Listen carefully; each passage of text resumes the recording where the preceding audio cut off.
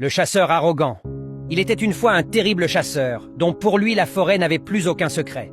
Il était réputé pour sa grande chasse. Jamais il ne partait sans revenir les mains pleines, et pour cela, il en était fier. Il disait souvent « Moi, Mariko, personne ne chasse mieux que moi, et aucun animal ne peut me résister. » Mais Mariko avait un perroquet comme compagnon. Pourtant, il ne le considérait pas comme un ami. Il le gardait enfermé dans une petite case, ne l'écoutant jamais.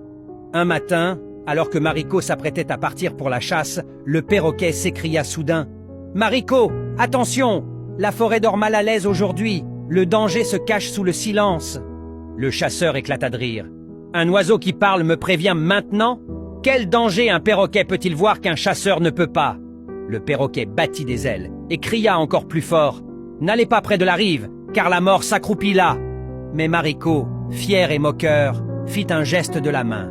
« Va bavarder ailleurs, oiseau fou! Je chasse, pas la peur !» Mariko quitta le village, son arc sur l'épaule et son carquois bien rempli. Il marchait d'un pas assuré, convaincu que rien ne pouvait lui arriver dans son esprit. Les paroles du perroquet n'étaient que des sifflements inutiles. La forêt semblait calme, trop calme. Aucun oiseau ne chantait, aucun bruit ne troublait l'air, même le vent paraissait retenir son souffle. Mais Mariko continua d'avancer, le sourire fier. Arrivé près de la rivière, il aperçut des traces fraîches d'antilope, son cœur bondit. « Ha! Tu vois, perroquet stupide, voilà ma récompense !» murmura-t-il. Il s'agenouilla pour observer les traces. Puis soudain, le sol se déroba sous lui. Une fosse, creusée par des braconniers et couverte de branches, s'ouvrit. Mariko tomba lourdement. Son arc vola plus loin. Un pieu lui transperça la jambe et la douleur le fit hurler. Au-dessus de lui, la forêt resta muette, sauf la voix du perroquet qui s'éleva, triste et lointaine. Celui qui se moque d'un avertissement tombera dans le piège qu'il croyait connaître.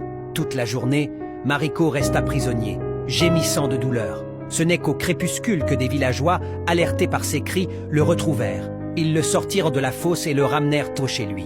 Sur le chemin, Mariko murmura faiblement. « Le perroquet, il avait raison. Mon orgueil m'a aveuglé. » Depuis ce jour, on raconte que Mariko ne partit plus jamais chasser sans écouter la petite voix du perroquet. Et dans le village, les anciens répètent encore « Celui qui méprise le conseil du plus petit tombera dans le piège du plus grand. »